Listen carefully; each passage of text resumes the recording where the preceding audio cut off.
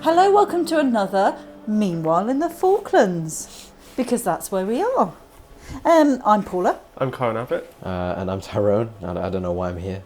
I don't know what I'm doing here, but I'm here anyway. Tyrone's not normally in on a Friday. No. So we forced him to be here. Yeah, so just for the listener, against your will. Yeah, you know how it is. We locked him in the office so he couldn't escape. So Tyrone is here in between finishing his GCSEs and going off to college, which will become very pertinent later on in the podcast. See, this Look is at that how teaser. This is how we tie things, you know. Yeah, yeah. I like that. Anyway, it's been a busy old week again. Always is. In FITV Towers. We have got, dominated by the sport this week. Games. So much sport. Well, Too I much haven't had a sport. lot to do with it because I've just been... Well, actually, my only job in this has been panicking Yeah. that we're not getting the footage Yeah. and fretting and pacing. Yeah. But you've actually been looking at it. I have. It's been looking pretty good. I've been mainly looking at the badminton and some of the shooting, and I feel like I've just chucked all the squash footage at Tyrone. Yeah. So Tyrone's been doing squash all week. But no, it's looking good. It looks like everyone's enjoying themselves and everyone's getting quite good scores. I think badminton's been doing very, very well in terms of where they've been placing. And then was it the shooting? The shooting's been doing very, very well. Yeah. Because they've gotten to, I want to say 11th in the world. 6th, I think. 6th in the Now world. it's even better. There we go. Even well, better. not 6th in the world, but 6th in the Island Games. 6th in the Island Games. Yeah. We'll just say the world. Like that's it's fine. You're getting mixed up with the other World Championships, which There was we go. the shearing that was last week. Yeah.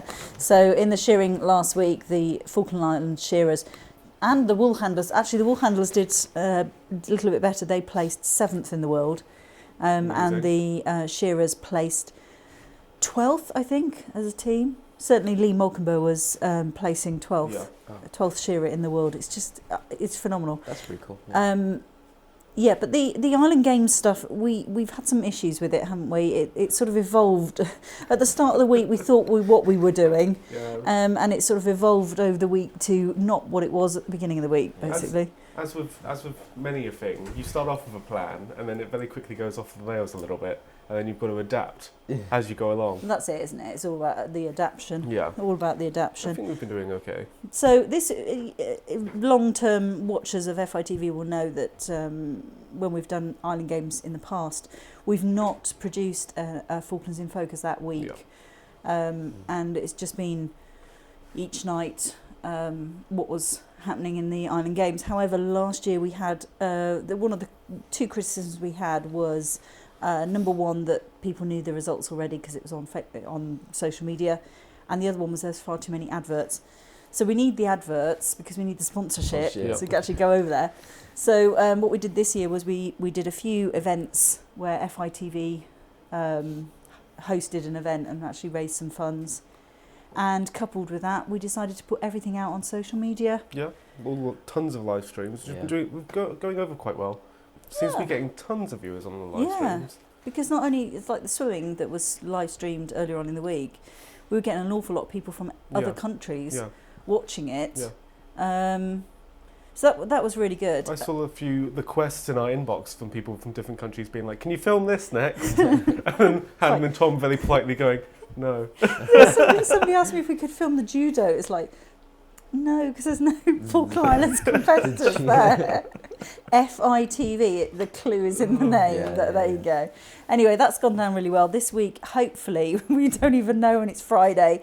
We don't know what's going to be in the second half of the programme. At the moment, it could be a 1-minute montage of everything that's happened during the week. It was interesting filming Falklands in Focus this week, because I feel like we recorded 3 different versions of it to encompass every eventuality. Just in case nothing came out. So then it was like, join us next week for full coverage of the Island Games, or whether we get partial or the whole lot, really. Yeah, it was difficult. So Tyrone's been doing that as well. So we've been getting the results in. This was a change to the plan as well, halfway through the week, that we would do the results tables. So we've been putting those out. Some of those shooting ones, I was looking on Facebook, some of the shooting results have got like a 3-digit number, then an X, and then something else, and it's like. Yeah, I don't know what that means. Not Isn't sure this what for that's- if they hit or not? Is it? Is it like clay shooting? Yeah. Oh, Yeah, hello. This is why Oh, we've got it's Tyrone It's here. probably if they hit or not. Shooting expert. Come on. That don't sound right. No, I think it's because like maybe if they get an X if they don't hit it, an O if they do hit it. Okay. Oh, I like that. see. Okay. I'm pretty sure that's how it works. Oh, okay. All right. Well, Tyrone's basically taken to editing like a duck to water, Yeah. really, and has done a absolute phenomenal job this week. So we've asked him to come in today so we can finish off doing all the text and editing, and then you won't be here on Monday. Yeah, pretty much. I'll take that day off. So the reason why we did do a Falklands in Focus this week is because there was a massive report out from the Public Accounts Committee into the refurbishment of the swimming pool, which took place a few years ago, which obviously then involved us going down. And if you want to watch it, you have to watch FITV on Saturday. It starts Saturday, so you'll have to tune in to FITV for that. But yeah, we had to go and film down at the swimming pool. We did, Yeah. which led to 2 funny moments. One of which was me. So I was like, hey, should we bring the GoPro out? We'll get some underwater shots. It will look really nice. So I brought it out, was getting it out of the bag, and one of the pieces fell in the pool. And then obviously I was stood there in my full work clothes, and went, now I've got to go in there.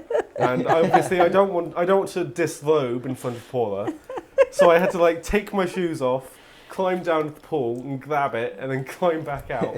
And then I was wet for the rest of the day. It's when we came back and Dan said, and you were telling Dan, and Dan said, and you said, what? And Dan said, well, why didn't you just take your trousers off? And you went, I'm not going to do that in front of Paula. And Dan just went, she's seen worse. To be fair, in retrospect, after seeing all the behind the scenes for the drag show, I know you've seen a lot worse. Yeah. Okay. So anyway, do you know what? Because when you dropped it in, I was thinking, how's he going to reach that with his hand? But very cleverly, you Grabbed just it with went my and grabbed foot. it with your foot. There we go. Yeah. That was that. Sometimes I have smart ideas. Yeah. Also, the very first piece that we filmed in the pool, the camera, although it had been out for quite some time, hadn't really got used to the And got used to the temperature yet. temperature, so it was steaming up somewhat. And the first shot we've done is just, it's like me in a fog in the distance, you do a vague figure in the distance. So I thought it made it look like you were in a swimming pool in heaven. It was all hazy and cloudy. and it was like, just slightly overexposed as well. So it's so like, it all looked very heavenly and lovely. But you could not stop giggling about it when you were looking at the footage. I know, it really tickled me. It really tickled me. Anyway, we had a problem with one of the microphones. Again, see tech gods against us. So we had to go back and you came along, didn't you, Tyrone? Yeah. Because we've got the what I want to say is on a little auto cue on our smartphones, on iPhone actually. You know, thank you Apple. On our Can I iPhone. just say, speaking about iPhones, there's now 2 people with Samsung phones in the office. So technically, we outweigh you. We reign supreme now. Oh dear, I've never been in this position before. Yeah. Anyway, so we had that, and then one of these shots in the pool, I said to Kyle, what I'd like you to do is at the end of this, because I go, and it's been fiberglassed, I want you to pan to the pool, which if there were 3 of us there, would have been not a perfect. problem. Yeah. Or if I could remember what I was supposed to be blinking saying, it would be fine. But so you were I thought you did very well holding the auto cue and panning the camera at the same time. I was so worried about it because I was holding onto the phone. I had the other hand on the camera and I was like, I know I'm going to move wrong and this camera's going to go straight in the pool. I know I'm just going to trip over the tripod or something, but luckily that didn't happen. Yeah, it's all right. So if you're listening to this podcast on YouTube, I will put that little clip of you getting in and out the pool trying to. Oh, you have it? Oh yeah. No. Oh yeah, nothing gets deleted in this office. Yeah, It that's only good. gets deleted if you were the one that filmed it and you can get it onto a computer faster than anyone else Anybody can see else? it. Yeah. So that was that really. Anyway, the other thing we've been doing this week is at the beginning of the week, because we thought it was all going to go according to Plan A, so we started doing some adverts. One of them being the Malvina House Hotel gin. Close your ears to this because you're under 18. You can't know anything about alcohol. I'm closing my ears. It's special adult juice. It's fine. It looks so like water. we actually have a bottle of the Malvina House Hotel gin on our table here in the office. ready to take some photographs of it. If there's ever blue sky, we're going to go straight down to Surf Bay and take some photographs. So I've got a lemon, a bottle of tonic and a bottle of gin sitting here on the desk, It's on ready. standby, yeah. On standby. It's all sealed, obviously. It's not been touched, Not other been than moved touched. around the desk. Yeah. But that was quite funny because we were taking the pictures earlier on in the week, weren't we, with various... We kind of got the whole office involved. I was Yeah. holding a bounce board. Dan Trying was to have holding the a light. Tyrone was holding... What were you holding? I was just moving around the things in the frame. Oh yeah, And then Paula was obviously Tyler was taking moving a the thing, photo. and Paula was doing a whole photo shoot, which was moving around and crouching Lying on the down floor. Yeah. It was like proper proper. stuff on it. Yeah. The magic behind the picture. Behind the scenes magic. So, what else has caught your eye this week on in news? Well, something very weird is happening on the internet, as it usually does. It's a weird place, the internet. It's a very weird place for the very weird people where very weird things happen. So there's a girl, I think her name's Delphine. Delphine. Oh, you know her? Yeah. Yeah, she's a good friend. She's not, but she is. I think she's some kind. She like streams video games on the internet and also is some kind of model. But she's Right. so obviously I feel like she probably has a large male following, and she started selling her bath water for $30 a piece, and they're these like tiny little tubs of water that she's taken a bath in, and they've sold out. Oh my god. Sold out. And to add to this weird news story, Yeah. people started posting on the internet being like, I've tested this water in a lab. There's no traces of human DNA in it. This isn't her bath water. And then she had to release a statement saying, that's a lie. I've not even sent the bath water out yet. Oh, So God. it's getting very strange. Right, do you know what? An idea is forming, right, Oh, for no. how we're going to raise money for the next Island Games in 2021. What is this idea? It's selling our bath water. Yes, Who let's do would it. want to Gee, okay. FITV bath water. do that? Yeah. What would we call them? Would they have individual names? Like, I don't know. We just- We could spin on do all of our like a names. whole kind of range. We do a range of bathwater. Do you want Paula's bathwater? Do you want Thomas's bathwater? Do you want Hannah's bathwater? Or do you want Carl's bathwater? Thomas's Tinker's Obviously, you're bath not going to water. be involved in this because Yeah. you're under 18, Yeah. and I'm Well, in not sure. 2021, I'll be 18. Oh, will you? Yeah, Alright, I fine might, then. be, I might be Yeah. 19 if we do it in September. So. Oh, okay, Pre-orders are available. Yeah. Yeah, we do that pre-order. Yeah. I'm not sure that's exploiting you Yeah. as a under 18. See, and we could like a tally and see who's selling better. That would be interesting. Or at all. That is sickening. I would hope that no one would buy that, but I feel Yeah. like one person would, and then you'd be very suspicious of that person. Well, this is the weird thing, because whenever we do anything on social media, and people will like things, and you go, oh, who's so and so? Oh yeah, it's my mum. And who's the? Oh yeah, it's my brother. Oh, God. That's our next door neighbour. And it's all relatives. Yeah. What about you? What's Tyrone? What's tickled your fancy this week in the news? Just briefly reading through stuff and something about we've decided on some sort of wording for this referendum. Look at Tyrone being all the news. Politics. Yeah. I don't understand what's going on. I don't even get a vote. I'm not even at the age where I can vote. Well, you say that, but there is No. one particular MLA who is really pushing for 16s to have the vote. I don't think I would Which trust one is that? myself. That particular MLA is running at number 5 on our FITV's MLA list. Oh, that's who I thought it was. Yeah. So in the FITV office, we do have a list of MLAs. There are 8 MLAs for the Falkland Islands, the members of the Legislative Assembly, and we rank them in order of how we're feeling about them. Yep. Wow. And it runs from 1 to 10.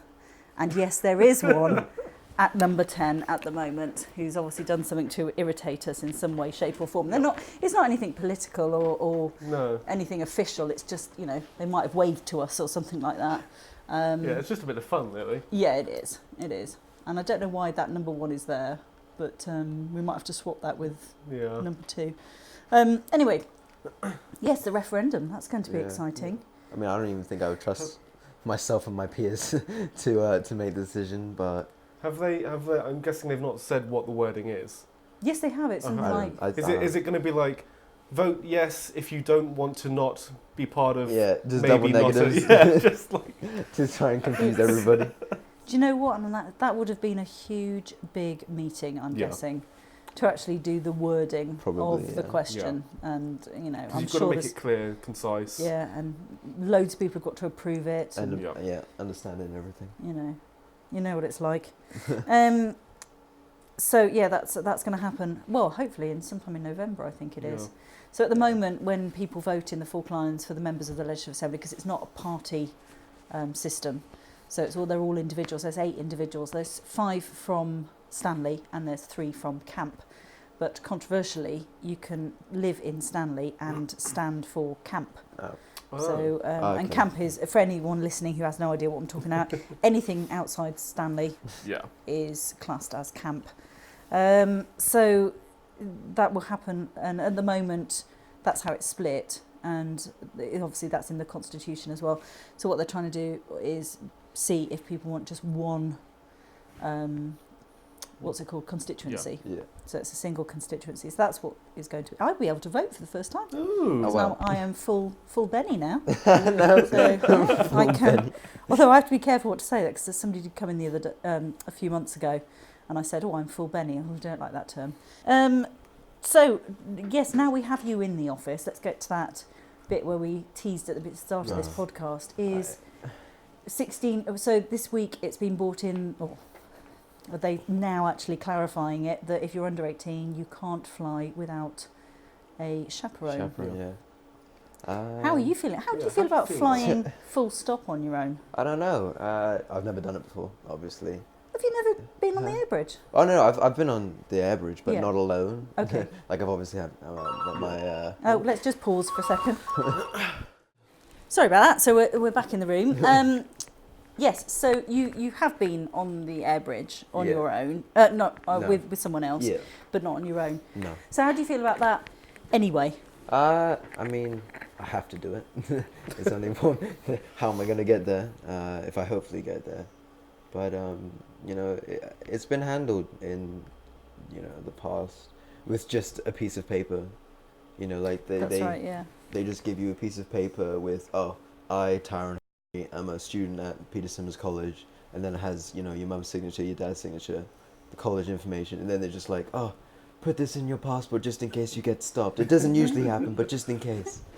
Just to put that fear in you. Yeah, and it's just like, okay, and then you're like worrying if you brought it along, and you're just like, okay, I hope I don't get stopped. I didn't bring my letter. Yeah. So I've got two girls, and they were obviously at college and had the same letter in their passports all the time. When the eldest one became 18, that was slightly easier if they were flying together, because obviously she was the chaperone. But yeah, they had the letter in their passports all the time. For me, I mean, I'm not a very good traveller on my own anyway. I'm not the sort of person who go like, I'm going backpacking in Thailand all by myself. I wouldn't do that. So the air bridge, I mean, you just get on here. It's not like you're going to get on the wrong plane. It's only got one way, and there is one stop, and I've been delayed when it used to go through Ascension by 12 hours, and we've had to stay in Ascension. But also, my youngest has been delayed for 3 days actually in Cape Verde. And got to stay in a lovely 5-star hotel, didn't you? Yeah, well, that's what they had to put them up in, because that's the beauty of it, because they have to. So I know they look after you, and I'd much rather that than go through. Well, you go from here to Punta to Santiago, Santiago to Sao Paulo to Madrid, Madrid to it's just how many different opportunities to lose your luggage. Exactly. I'm surprised that with the kids going off to college that they don't have a chaperone with them anyway, just to be like, because I imagine you'd have kids that have maybe never been on the air bridge before, never been to the UK before, never been on a plane before. Well, yeah, that's true. Yeah, might get to Mount Pleasant and go, I've got no idea what I'm doing, or even be on the plane and just not know what's going on. If there's a little bit bumpy. Yeah, exactly. You think, is that normal? Yeah, is that normal? Is that what's going to happen? I've seen all these disaster movies, all that kind of stuff. Yeah. And then even like the other thing, like obviously I've not gone back through I've not gone back through customs and stuff in Blees Norton yet. Or Bryce Norton even. Or Blythe Norton, Yeah. sorry. Or through security on the way back. But obviously, I get scared going through security back home when it's just like, okay, I know I don't have any weapons with me, but if they find one. Oh my goodness, what is this developing into? Why would you have that? I'm surprised they don't have someone to go with them, just to be like, hey, no, this is fine. Like even like just to be there to be like, don't mess around on the plane. Yeah, like, no, it's But most of in my experience, Steve and I did chaperone a young girl once, northbound. How old was she? She must have been about, I think she's about 9 or 10. I probably got that wrong. I'm really sorry. But we chaperoned. She was fine. She'd done it so many times anyway.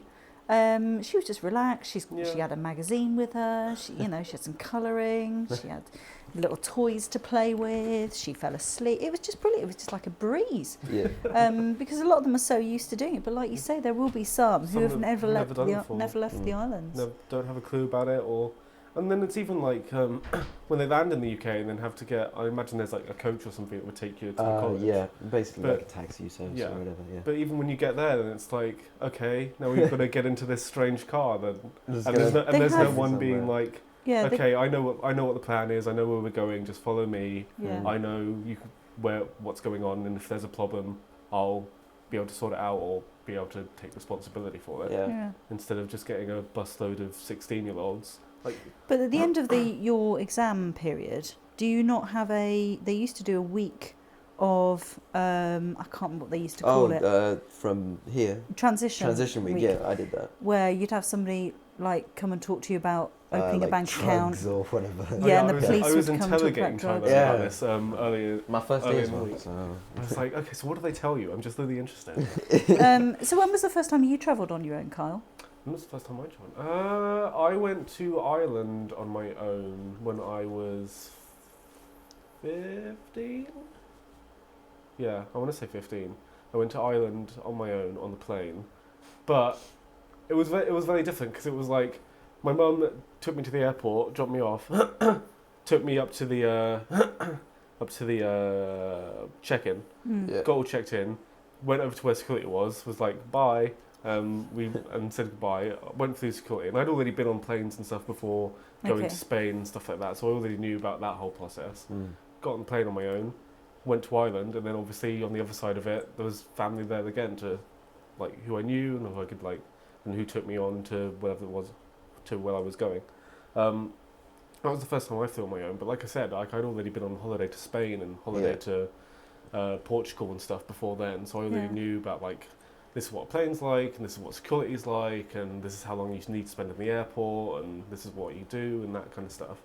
So it wasn't really that big a deal. Like I wasn't very nervous about it. Yeah. My clearest memory from doing that is just getting through security and going, okay, I need to find a Burger King because I'm starving, and also being like, and I have the money to buy myself a Burger King. Yeah. Anyway, so that was travelling on the air bridge unaccompanied. So how did we cover how do you actually feel about travelling on your own on the air bridge? Well, I don't think we did. Now I think about it, it's alright. I feel like I'm independent, but it will obviously be a big step up. Are you quite good at sort of entertaining yourself? Watching films or? I mean, I don't have any brothers or sisters.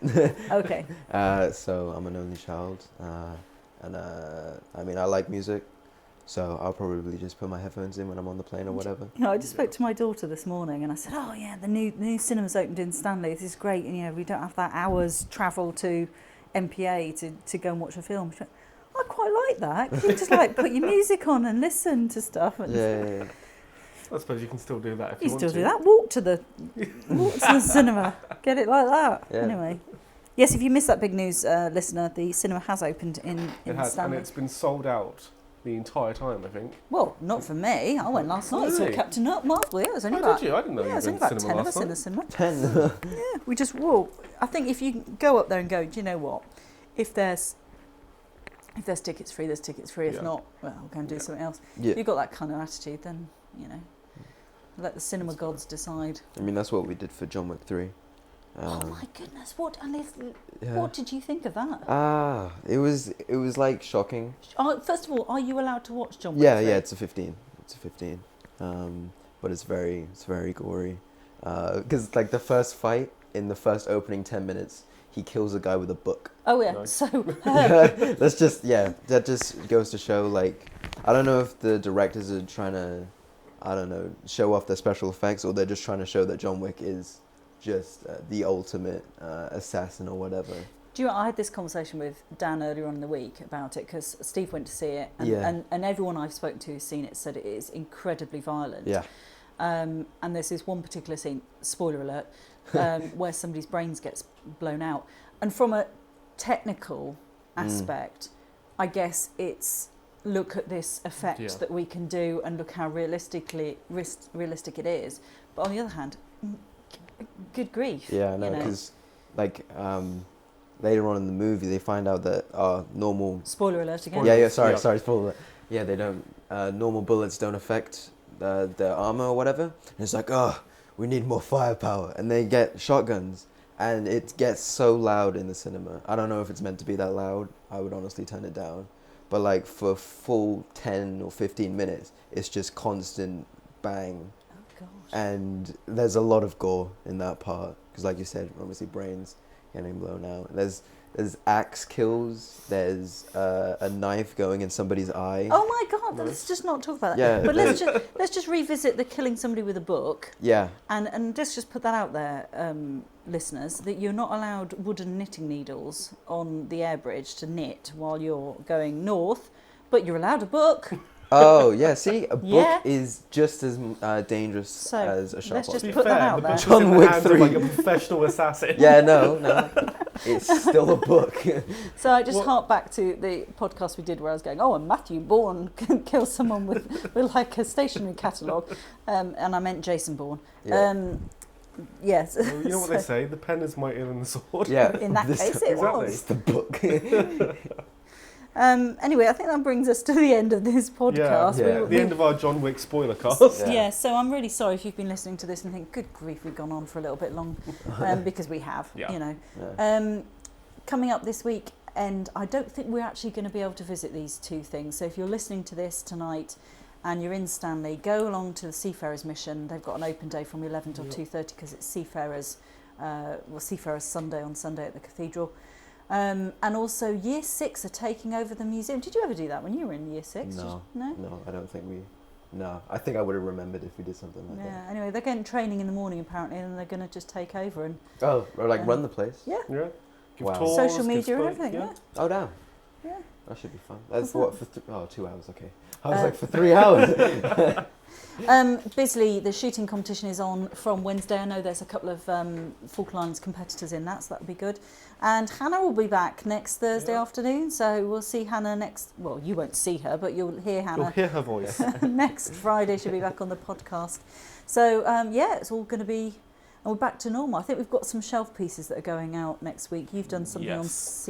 On the Polar Stern. on the Polar Stern and Yes. CBD oil and... CBD oil, and then we've got And Hannah's longest serving AI marine and- longest serving marine. loads of and stuff. Tons of stuff. So if any of those appear in next week's programme, you know we haven't had enough news that week. Oh, is that the Shove stuff it that you, like, fill? Shit. Prepared ahead of time. Okay. Shelf pieces. Like some Blue Peter stuff. It is. Oh, is that still on? Yeah, Yeah, Blue Peter, Peter's yeah, still of course, yeah. Okay. as All far right. as I'm aware. You sound surprised. Yeah. Anyway, if you want to watch along, it's week number 437. Don't forget, if you watch this on YouTube, you'll see Kyle getting wet in the Yep. swimming pool. I haven't even seen it yet, so I don't If know. you'll understand, Yeah, that'll yeah. probably be at the end of the news as well. You So know. log on to www.fitv. I don't need to do that bit at the beginning, do I? Just do fitv.co.fk. Yes. Is that what you young people do these days? Yeah, okay. Yeah. Yeah. fitv.co.fk. Follow our channel. Subscribe. If you don't get to see it immediately, please email us at news@fitv.co.fk and we will sort it out. It's either that we've got to give you manually sort out a password for you, or just give you a little bit direction of what browser to use, because some browsers work and some browsers don't. But that's about it for this week. Yeah. Okay. That's it. See you next time. Goodbye. All right, see you later.